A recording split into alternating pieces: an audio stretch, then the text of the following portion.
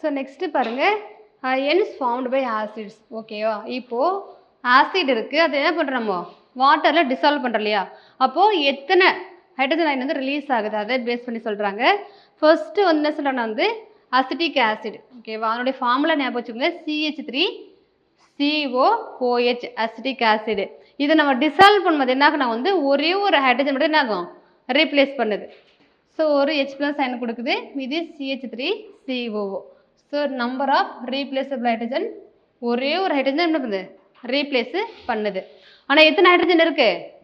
மொத்தம் 4 ஹைட்ரஜன் இருக்குது. பட் ஒரே ஒரு ஹைட்ரஜன் என்ன பண்ணுது தான் ரிலீஸ் பண்ணுது. ஓகேவா?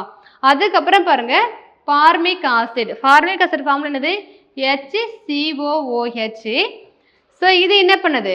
2 ஹைட்ரஜன் இருக்குது, பட் வந்து ஒரு ஹைட்ரஜனை தான் வந்து ரீப்ளேஸ் பண்ணுது. அதுக்கப்புறம் நைட்ரிக் ஆசிட் HNO3.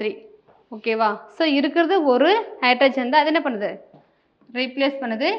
இந்த acetic acid, formic acid and nitric acid இது மூணுமே என்ன பண்ணுது அப்படின்னா வந்து ஒரே ஒரு ஹைட்ரஜனை மட்டும்தான் ரீப்ளேஸ் பண்ணுது. ஓகேவா? அதுக்கப்புறம் பார்த்தீங்கன்னா சல்ஃபியூரிக் ஆசிட் இருக்குது, H2SO4. இது என்ன பண்ணுது? இருக்கிற 2 ஹைட்ரஜனுமே என்ன பண்ணுது ரீப்ளேஸ் பண்ணுது. H+SO2-. ஸோ 2 ஹைட்ரஜனை ரீப்ளேஸ் பண்ணுது. Phosphoric acid H3PO4. இதெல்லாம் ஞாபகம் வச்சுக்கோங்க, ஏன்னா நம்ம வந்து பின்னாடி வந்து பேஸ் வகைப்படுத்துவாங்க. ஓகேவா? ஆசிடை வந்து வகைப்படுத்துவாங்க, அப்போ யூஸ் ஆகும். ஸோ பாஸ்போரிக் ஆசிட் என்ன பண்ணுது?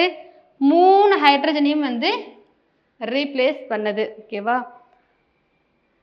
PO3. ஸோ இங்கே 3 ஹைட்ரஜனும் என்ன பண்ணுது ரிலீஸ் பண்ணுது.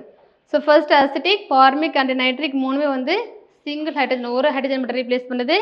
சல்பியூரிக் இருக்கிற அதாவது H2SO4 2 ஹைட்ரஜன் ரீப்ளேஸ் பண்ணுது. பாஸ்போரிக் வந்து H3PO4 அதில் வந்து இருக்கிற 3 ஹைட்ரஜனுமே ரீப்ளேஸ் பண்ணுது.